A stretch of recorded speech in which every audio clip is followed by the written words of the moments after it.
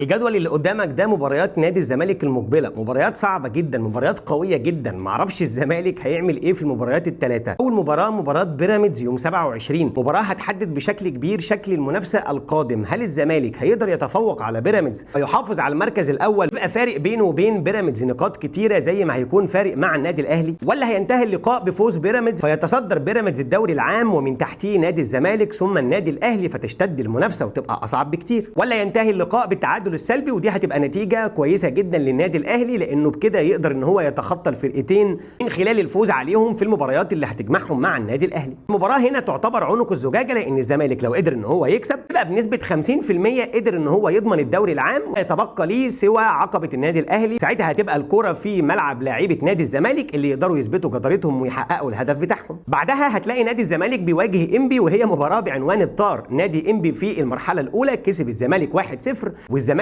اهدر ساعتها ركله جزاء عن طريق حسام عبد المجيد في الدقيقه الاخيره من المباراه. المباراه تعتبر مباراه الطار واللي هياكد من خلالها الزمالك احقيته بالمركز الاول لو كسب نادي بيراميدز. نيجي بقى لاهم مباراه واخطر مباراه في الدوري كله، هي مباراه النادي الاهلي ونادي الزمالك. المباراه هتبقى يوم 1 مايو. هل هتعتبر المباراه تحصيل حاصل وهيكون النادي الزمالك فرق عن النادي الاهلي، ولا هيبقى نادي الاهلي رجع للمنافسه، وهل هتكون المباراه مؤثره في سير المنافسه ولا لا؟ مباراه قويه جدا، كل فريق هينزل عنده اثبات انه يثبت انه الاحق في الدوري العام، وحتى كان فريق منهم متراجع في ترتيب الدوري العام عايز يثبت للطرف الثاني هقدر اكسب البطوله المصغره اللي بيني وبينك، وبالتالي احرم الطرف الثاني من لذه الانتصار بالدوري سواء كان الزمالك او الاهلي. مباريات صعبه جدا، جدول ممتلئ، جدول صعب جدا. هنشوف الزمالك هيتعامل معاه ازاي، ونتمنى الفوز لنادي الزمالك في كل المباريات المقبله.